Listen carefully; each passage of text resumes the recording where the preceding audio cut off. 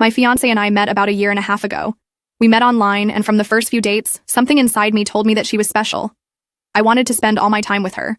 I wanted to learn everything about her, what she liked, what she didn't like, what made her smile, what made her laugh. Every moment with her felt exciting and new. I had never felt so happy in a relationship before. She was so beautiful. To me, she was the most beautiful woman I had ever seen.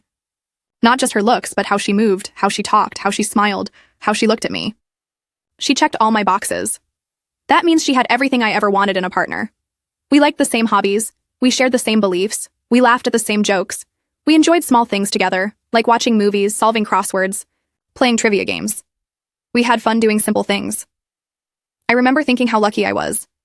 I remember thinking this was the person I wanted to marry. I even looked forward to meeting her parents. I imagined a happy future together. I imagined a life of love and peace. But over time, things started to change. At first, I didn't understand what was happening. We started having arguments. Small disagreements would grow into loud fights. I told myself, this is okay. This is normal. Every couple argues. In fact, I even thought it was a good thing at first. I had heard of something called healthy conflict. I had never really experienced it before, but I thought maybe this was what it looked like. Two people who care about each other trying to work through problems together. I believed our relationship was growing stronger because we were facing hard things and not running away. But slowly, the arguments started to hurt more. They became more frequent. They became more intense. Sometimes it felt like I didn't know what kind of night we were going to have. Some nights were great. We laughed and held hands and talked about the future. Other nights, she would yell and say very mean things. She would storm out of the house or kick me out of hers. And what hurt most was that often these fights started over something small, something simple, something I thought didn't matter much at all. But she would take it in a way I didn't expect, and the night would go bad from there. At first, I thought I was doing something wrong.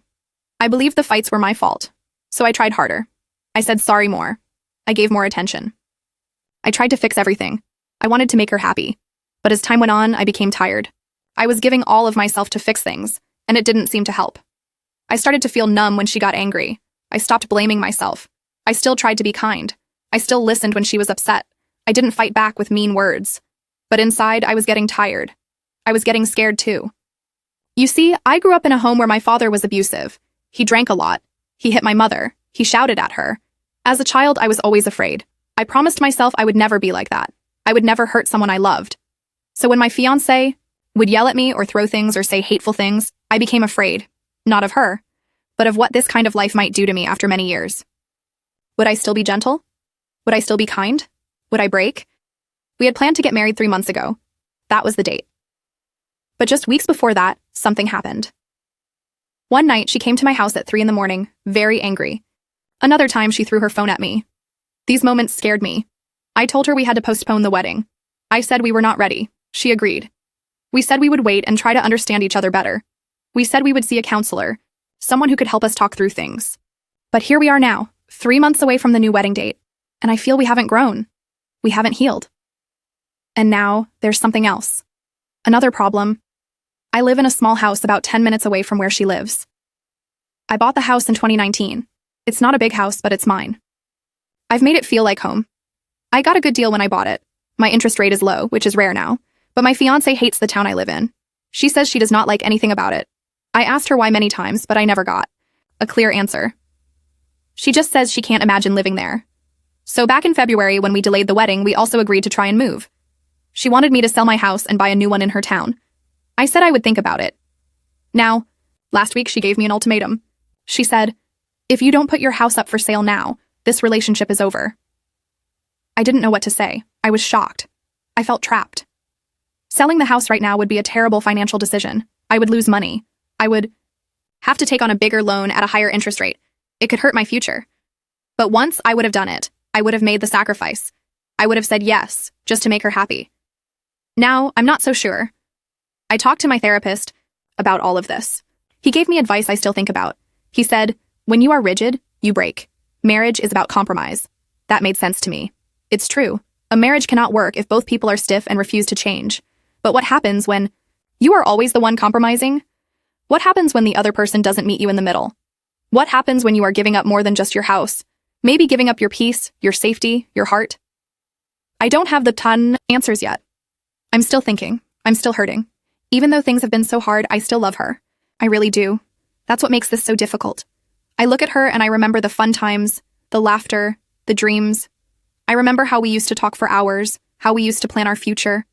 I remember how much I wanted this to work.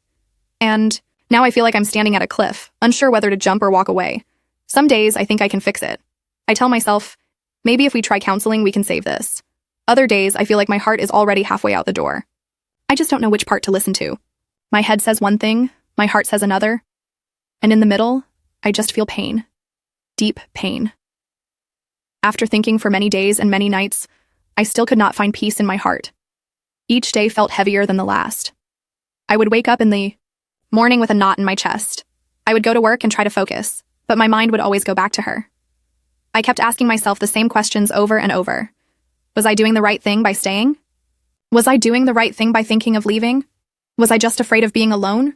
Was I just tired from carrying the weight of the whole relationship by myself? These thoughts would not leave me. They followed me like a shadow. She called me almost every day. Some days she sounded sweet and calm. She would tell me she missed me. She would tell me she loved me. Other days, her voice was full of anger. She would ask me why I hadn't listed the house yet. She would say things like, "You don't care about me," or "You're choosing a house over our love." These words hurt me deeply because they weren't true. I did care. I still loved her. But I also cared about my future. I also loved myself. I wanted to build a life that felt safe and strong, not one where I walked on eggshells, afraid that one small word might cause a storm. I remembered one evening very clearly. We were sitting in her car outside my house. It was late, maybe around 10 p.m. The night was quiet. The streetlights were soft. I could hear the sound of crickets in the bushes. She looked at me with tears in her eyes and said, "Why can't you just do this for me?" Her voice was soft this time, not angry. She wasn't yelling. She wasn't blaming me. She was just sad. And that made it harder, because I could see that she was hurting too. I could see that she wanted things to work just like I did. But I also knew that love, by itself, wasn't enough. Love needs trust. Love needs peace. Love needs two people who can fight for each other without hurting each other. I didn't have an answer for her that night. I just looked away and stared at the sky. I wanted to hold her and promise that everything would be okay. I wanted to believe that moving to her town would fix everything. But deep inside, I knew that the house wasn't the real problem. It was just the last piece of a long puzzle full of pain and misunderstanding. The real problem was that we were not listening to each other anymore. We were trying to win instead of trying to love. We were speaking but not hearing. We were close in distance but far in heart. A few days later, I decided to talk to her again. I asked her if we could sit down, not to argue, not to fight, but just to talk. She agreed. We met at a quiet coffee shop. We sat in the back, away from everyone else. I took a deep breath and told her everything I felt. I told her I loved her. I told her I still wanted a future with her. But I also told her that I was afraid. I told her I was tired of the fighting, tired of the yelling, tired of feeling like nothing I did was ever enough. I told her that I couldn't sell the house right now, not because I didn't care, but because I had to think about what was best for both of us. I told her that I needed us to go to counseling before we made any more big decisions. I told her I needed her to meet me halfway. She sat there quiet for a long time.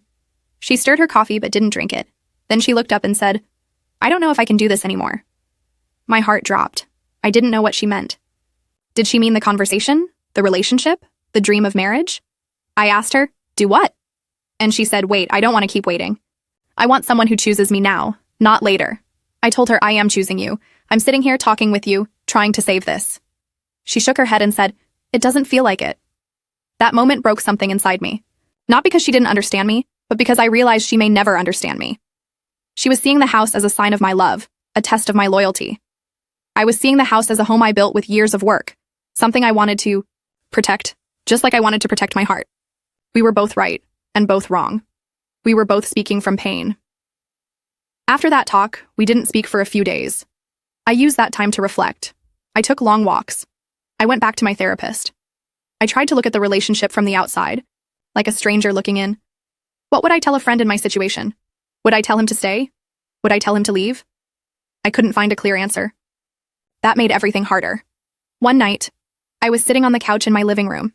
It was quiet. I had the lights off. I was just thinking. I looked around the room, the photos on the wall, the books on the shelf, the soft rug on the floor. This was my space. I had built it. It wasn't perfect, but it felt like mine. And in that moment, I felt something I hadn't felt in a while. Peace. Just for a moment, everything was still. No voices, no arguments, just quiet.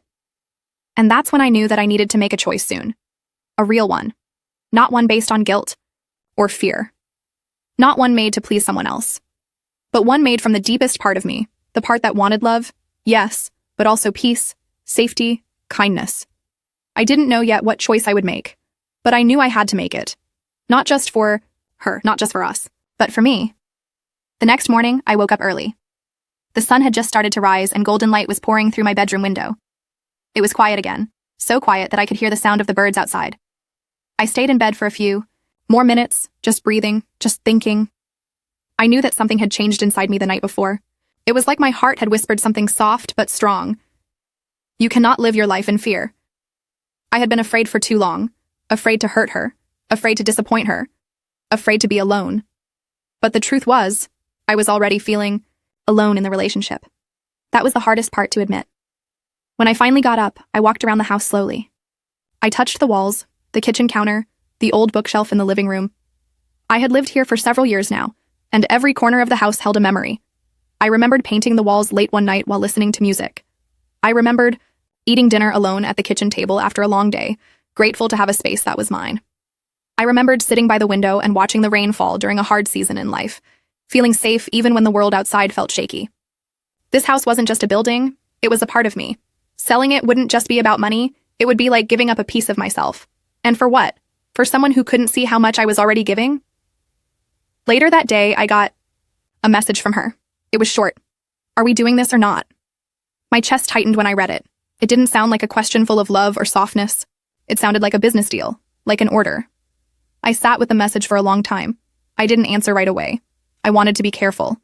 I wanted my next words to be honest, not rushed, not reactive, but true. Because this time, I couldn't afford to lie to myself or to her. Too much had been said. Too much had been felt. I finally wrote back. Slowly, carefully. I told her I needed one more honest conversation before I could decide anything. I asked her to meet me at a park near my house, a quiet place with trees and open space where we could talk without walls between us. She agreed. We met that evening. She arrived first, sitting on a bench under a big oak tree. When I walked up, she looked at me and for a moment, her face softened. I sat next to her. We didn't speak right away. We just watched the wind move through the leaves. Then I began. I told her again that I loved her. That hadn't changed. But I also told her that I could not sell my house right now. I told her this wasn't just about a house or a town. It was about how we treated each other. It was about how I felt small every time she raised her voice or used words like weapons. It was about the fear I felt when she threw things or threatened to walk out. I told her that I believed in growth, in healing, but only if we both wanted it. I told her I couldn't be the only one bending. I couldn't be the only one breaking just to keep the pieces together. She listened. At first, she didn't say much. Her eyes stayed fixed on the ground. Then she said something I didn't expect. She said, I don't know how to stop being angry. Her voice cracked as she said it. Sometimes, I just see red. I feel like I'm drowning in my own emotions, and I don't know how to climb out. That was the most honest thing I had heard her say in months. And in that moment, I felt something I hadn't felt in a long time. Compassion. I saw not just the woman who had hurt me, but also the woman who was hurting inside. I saw her pain. I saw her fear. I reached for her hand, and for the first time in a while, she didn't pull away. I said, maybe we're both carrying pain we don't understand. Maybe we both need help. She nodded slowly. I asked her again if she would go to counseling with me. This time she said yes, not out of anger, not as a way to fix things quickly, but because for the first time she saw that we couldn't keep doing this alone. We both needed someone to help us see more clearly, so we agreed. No big decisions for now. No house selling. No wedding planning. Just counseling. Just time to heal. Just time to see if love, real love, could survive this. The next few weeks were slow. We met with a counselor once a week.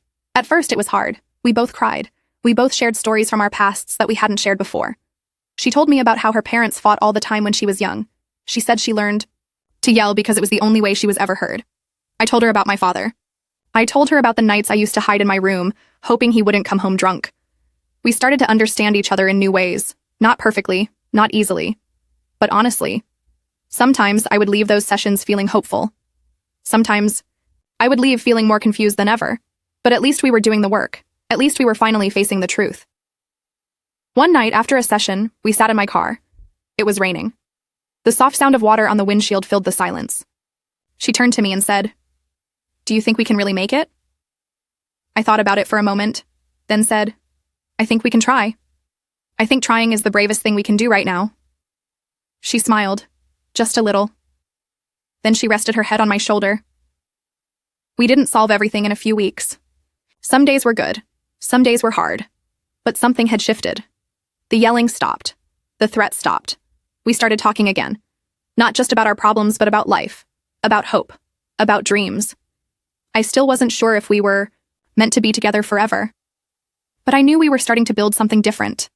Something healthier, something deeper, and maybe, just maybe, that was enough for now.